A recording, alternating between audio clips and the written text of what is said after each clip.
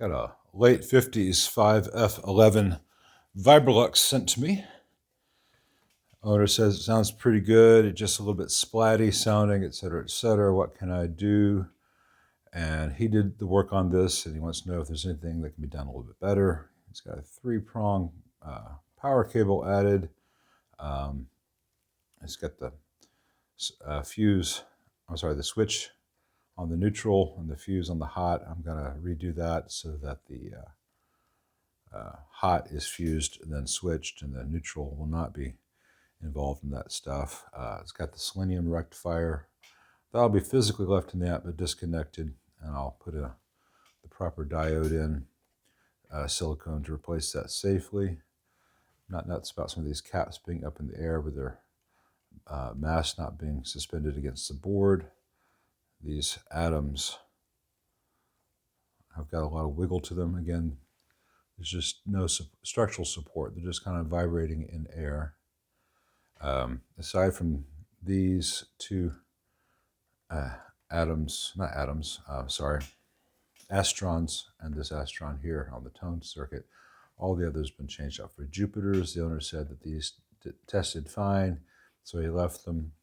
In my experience, astrons leak if you leave the room for a cup of coffee and come back. But these are in the LFO circuit, and the first cap in that circuit, this one here, bears the brunt of the voltage. So these may be fine to leave. And that one has no voltage on it. It's often just fine, though the value can drift. These Jupiters are fine. There's no advantage to them over other caps that don't cost $7 and up each. But if you want to spend on them, they're fine. Very inconsistent cosmetics to this particular batch, though. I would expect them to be prettier for what they cost. A lot of extra room in the leads on everything here. Not necessarily bad. The owner reported some DC on the board. I'll take a look at that. Of concern to me, aside from the power cable and the selenium, the grommets on all the tube sockets, the rubber is all degraded, and it doesn't take much for this rubber to degrade to the point where it just flakes off, and then you have all your tube sockets are both loose, and they're vibrating up against the metal chassis. And there's very little tension on these old sockets. They don't grab the tubes very, very firmly. I may see if I can get that a little bit mechanically stronger. Sometimes you can just splay the pins of the preamp tube out a bit more. And the heater grounds in this amp, or the heaters rather, I just have one side of the heaters going to ground and the other side actually going to the heater tap, heater supply. And that's something that they did because this was pretty much a student budget model at the time. Wasn't really taken very seriously by Fender. You see that on some of the other budget amps of the time. I'm going to hook up a speaker cable and bring this up on a current limiter and see how it does. And the first thing I'm going to do is look for DC. I'm going to see how it sounds. I'm going to check for DC. The owner said there was DC on the board. I imagine it's probably over here. But that's pretty distant from this B+ stuff. We may be okay. Let's find out. All right, well, all that warms up.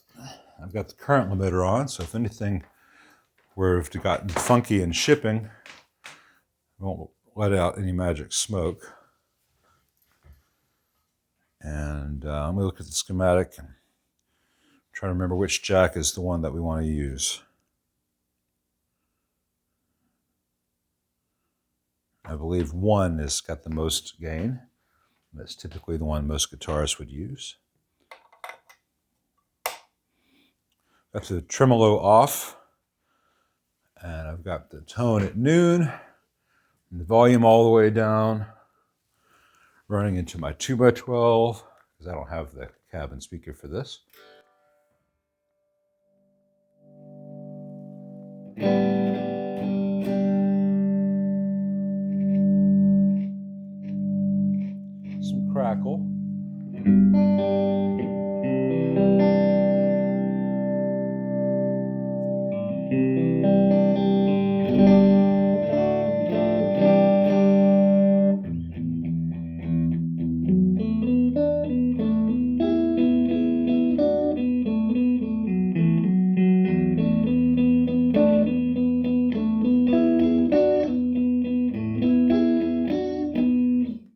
I'm just kind of listening.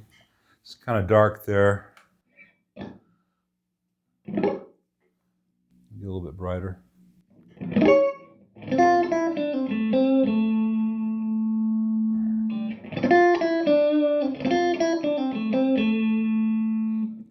That volume is dimed. It seems a little bit low to me. I mean, the Vibrolux doesn't have a ton of gain. And looking through it, a whole bunch of voltages I'll be needing to check. But it seems to be okay as far as safety. So I'm going to switch off the current limiter, which will bring all the voltages up a bit.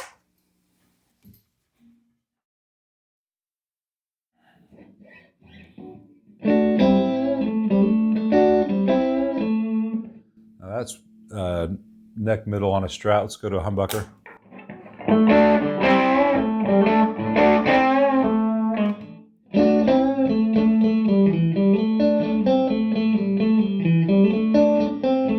There's a graininess I'm not liking.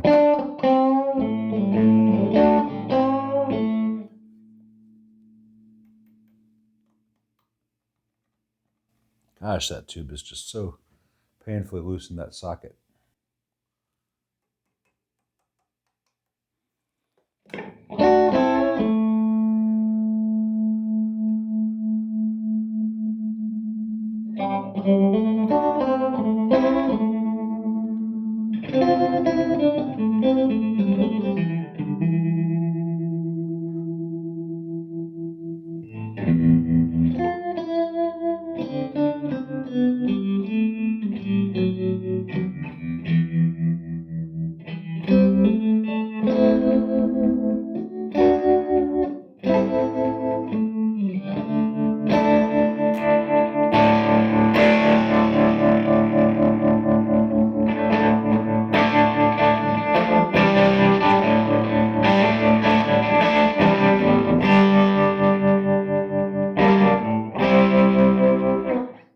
Real compressed nature to the sound. Let's turn the tremolo off. I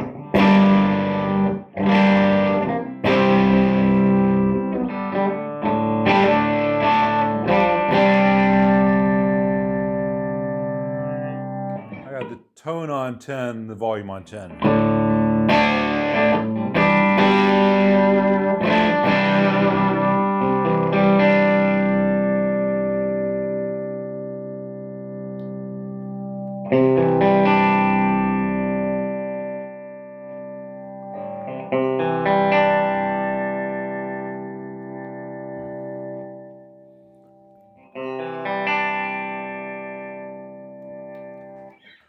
Based on what I'm hearing, I'm not sure that that 500 picofarad domino is doing anything. I don't hear it ever getting bright. It just gets darker as it goes counterclockwise, but it doesn't get any brighter clockwise, even with this volume turned down.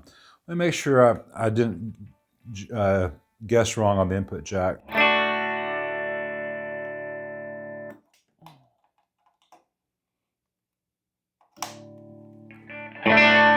I did.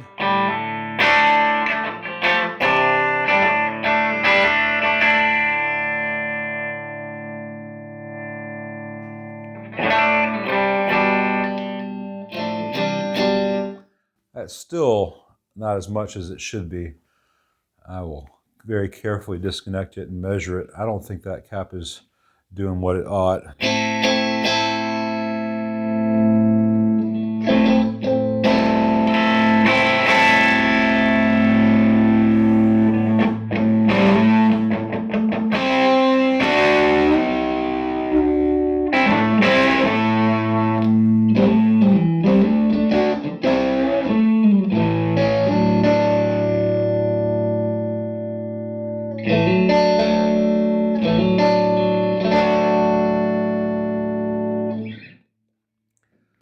There is a grittiness, a graininess that I'm not liking. Part of that is the cathode phase inverter. But part of it is not.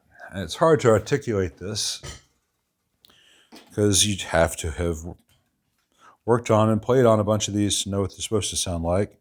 And especially in this context, you guys are hearing the lav mic, 8 or 9 feet to the left of the mic, maybe a little bit more when I stand up. So you're not hearing what I'm hearing. So I'm looking at DC on the board before we go any farther. The owner said he measured some. Let's see what I get.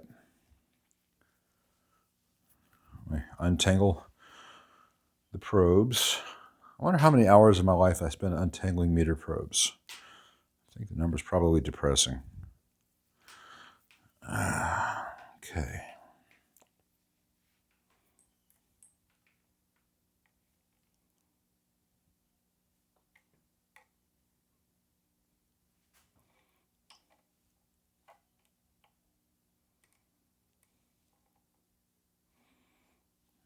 That's good.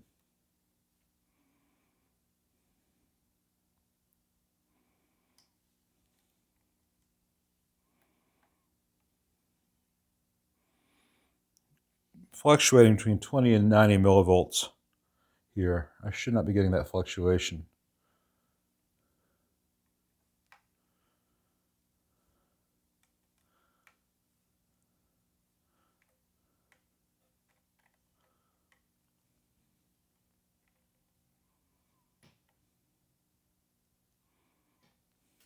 Sorry.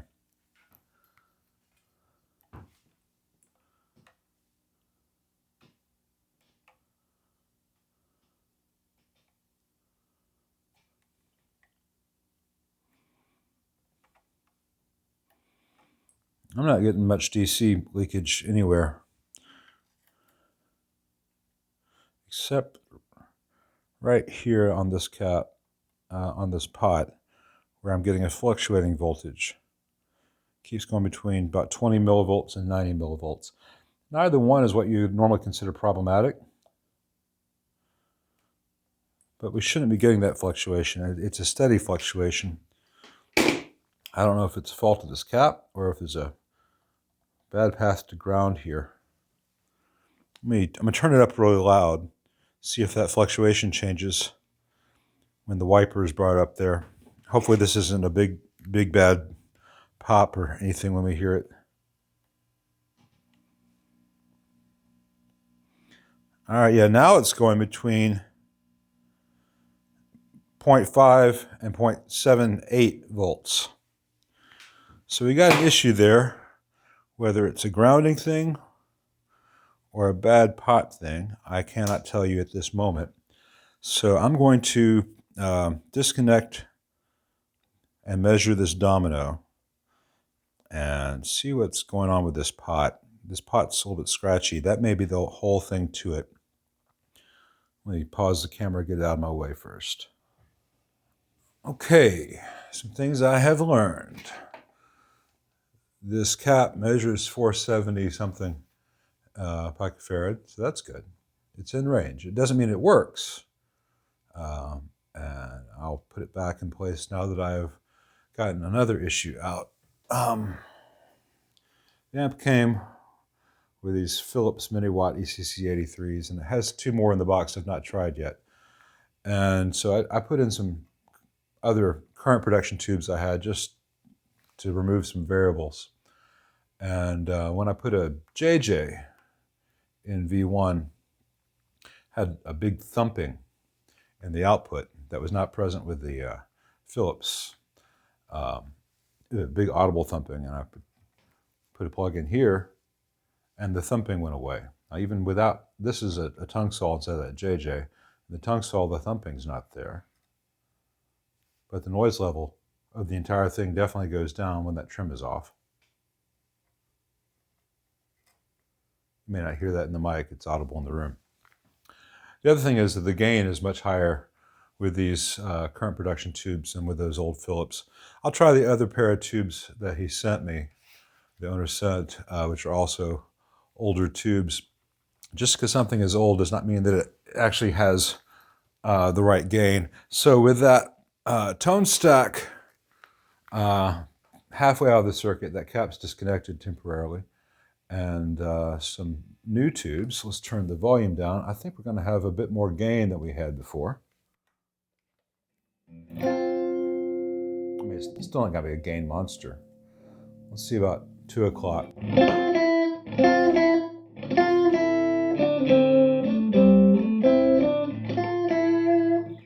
think I just saw a little flash on one of the 6v6s. It's hard to tell. I think it was inside the tube because of they have that smoked gray outer surface. I'll be checking that higher playing with the lights off. But like I said, this thing had a real compressed thing. And that could be output tubes.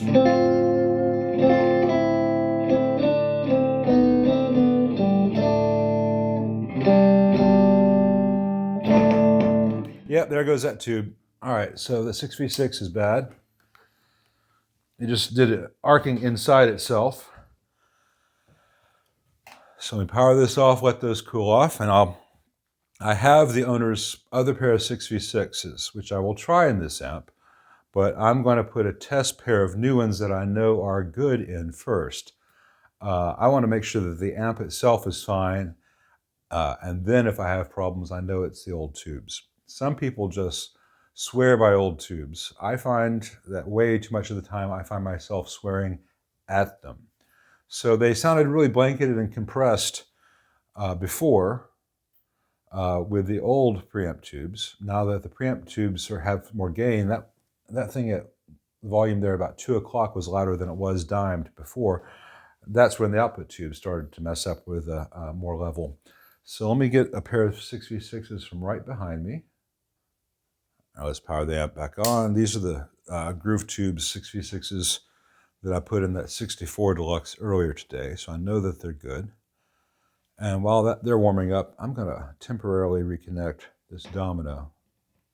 All right, now it's working. I can hear the brightness increase as it touches. Before, I wasn't having that happen. I think it was a problem with the grid of the next tube stage.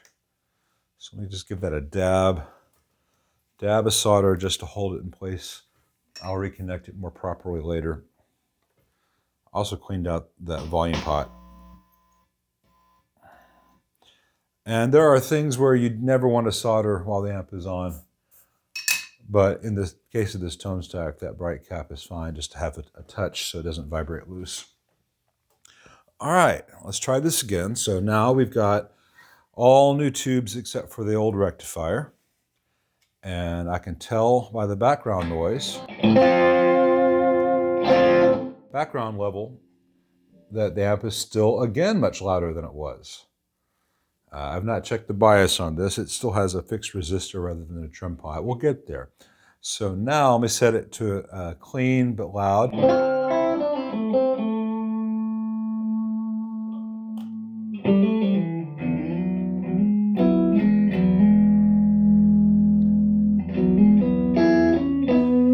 So about 1:30, 2 o'clock is about as loud and clean as it'll go.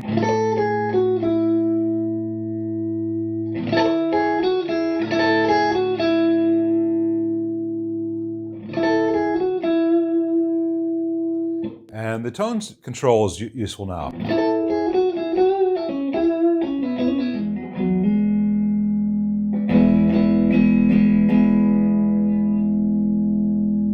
Now if I turn the gain up and go to the bridge humbucker,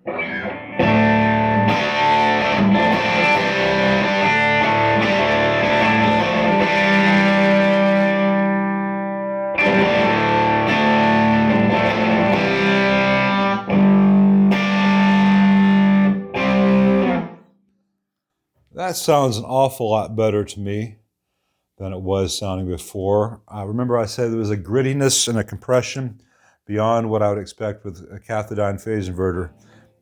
The new tubes have addressed that. Cleaning this pot really helped out an awful lot. Make sure the other pots don't need to be cleaned. And now that we have some gain,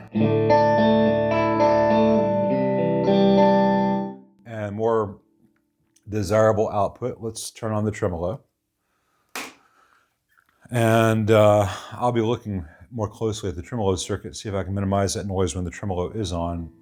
It's minor now.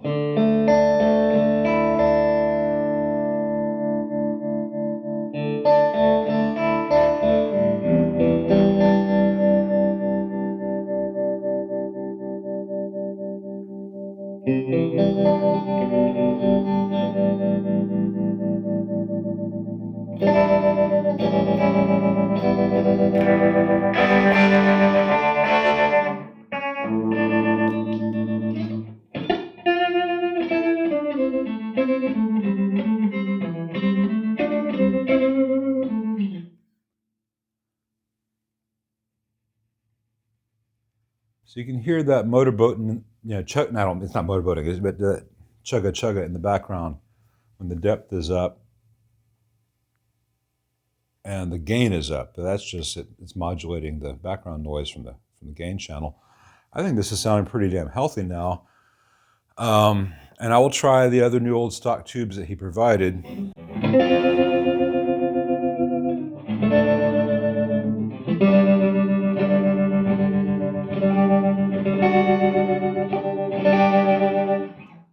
But I can say that this pair of 6v6s are, one of the two are bad. I will send them back to him if he wants to take the good one and go have it matched to some others.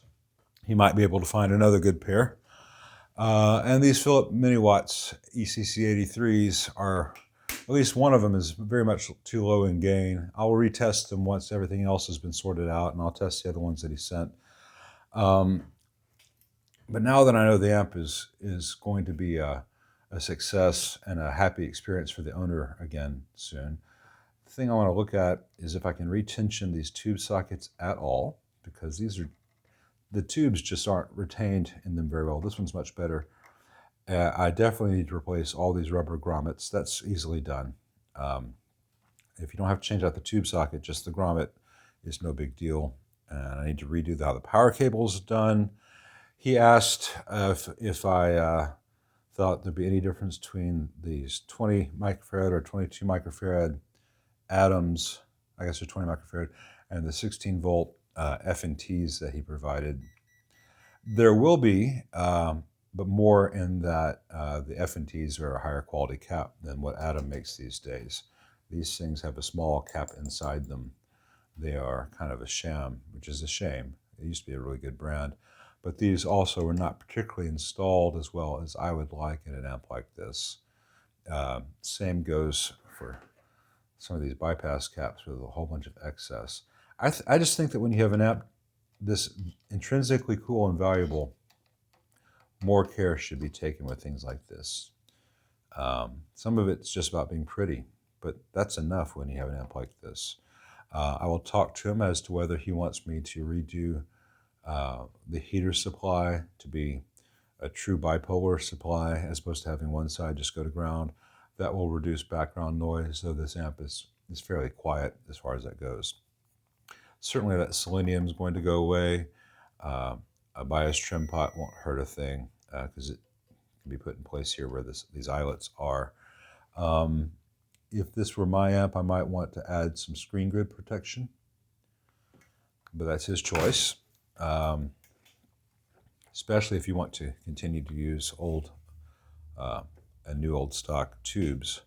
Every bit of protection you can give them is worth it. And I need to talk to him about whether he's running this on a Variac or plugging it into 120. What we've been hearing here has been at 120 because I knew that it would be safe enough for a brief test. That's not going to be why that old gray RCA 6v6 started to arc.